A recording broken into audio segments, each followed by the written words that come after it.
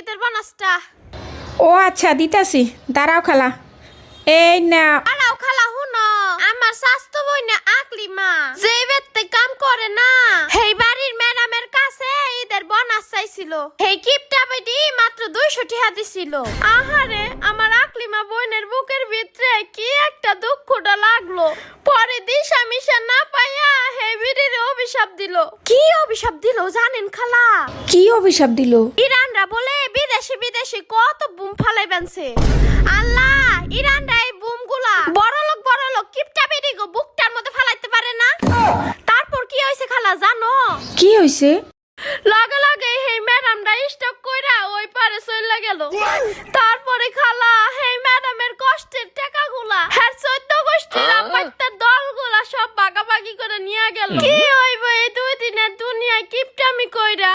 আচ্ছা জায়গা খালা দাও, তুমি আমার বোনাসটা দাও।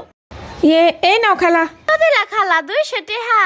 না খালা, এই যে আরো 1000 টাকা দিলাম তো, 1200 টাকা। খুশি আছো খালা?